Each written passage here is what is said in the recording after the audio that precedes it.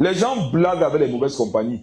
Si pendant que je parle, non, tu es ici, tu dis que tu es un enfant de Dieu, mais tu prends encore plaisir à partager ta vie intime, je précise bien ta vie intime, avec les gens qui ne sont pas convertis, tu vas te détourner de Dieu. Quand Satan va te détourner, il va passer par des amis qui vont dire que toi non, tu ne réfléchis pas, donc tu n'as pas forcément la Bible.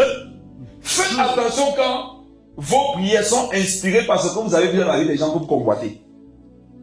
Vous avez compris ce qu'il dit? Beaucoup ici, vos vies de prière peuvent être le fruit de la convoitise. Oui, la convoitise peut te pousser à prier toute une nuit. Même la jalousie, la concurrence, l'orgueil peut te faire multiplier les jeûnes et les veillées. Et regarde, quand tu viens voir Dieu pour dire Seigneur Jésus, j'ai telle requête, c'est parce que tu as vu quoi? Où? Amen. En fait, ce qui doit te pousser à prier aussi souvent, c'est le fait d'avoir vu de bonnes choses que Dieu lui-même il a recommandées. Ce n'est pas le fait d'avoir vu des choses que tu convoites. Amen. Amen. Ça me permet de corriger une chose que j'ai entendue dans les prédications de beaucoup de personnes. Il y a des gens qui disent que, et c'est que vous avez entendu ça, Dieu n'exauce pas une prière qui n'est pas selon sa volonté. On a dit ça à qui? On a dit ça à qui? Que Dieu n'exauce pas une prière qui n'est pas faite selon sa volonté. On t'a menti, hein? On t'a menti. Dieu exauce même le diable. Satan, est-ce que vous savez que Satan prie? Satan prie, hein? Et il prie conduit pas par le Saint-Esprit, mais par les Écritures. Satan sait que d'après les Écritures, d'après 1 Pierre 5, verset 8, il peut rôder autour de toi. Et il détruit ta vie. Donc parfois, Satan vient dans la présence de Dieu. Il dit, Seigneur Jésus, je t'invoque. Il est écrit dans 1 Pierre 5, verset 8, que moi, le diable, je dois faire chuter les chrétiens. Je te supplie, donne-moi la vie de Job. Aide-moi à finir avec Job. Et parfois, comme il a prié selon les Écritures, Dieu lui dit que bon, au moins à cause des Écritures, parce que ce n'est que par rapport à toi là, il devait te chasser. Mais comme tu as cité les Écritures, je t'exauce. Seulement, voici la limite que je te donne. Parfois, Dieu veut agir. Et il y a des esprits de mensonges qui sont au chômage.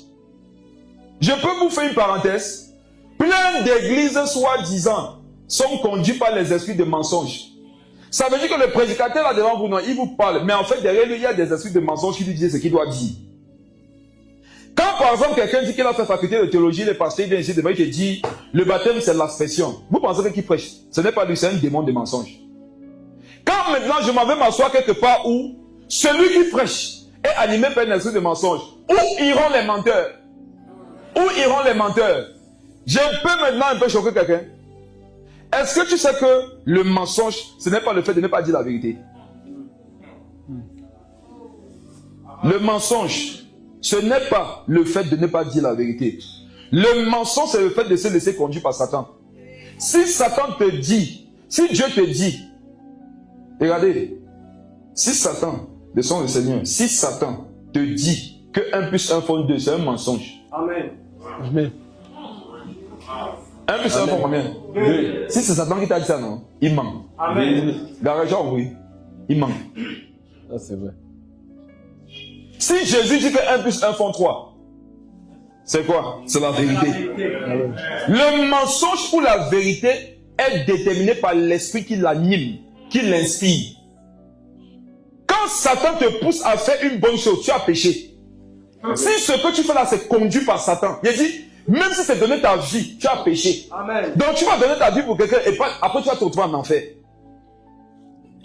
Il dit, dans l'histoire, vous n'avez pas vu les martyrs. Si. Ils sont au ciel. Sortons de vos affaires de histoire là un peu. Sortons l'histoire. Quand quelqu'un dit que je meurs pour le pays, il faut au paradis comme il est mort pour le pays. Quand quelqu'un dit que je suis le père de la non-violence, quand il meurt, Jésus dit que waouh, tu n'as pas aimé la violence, va au ciel, va en enfer.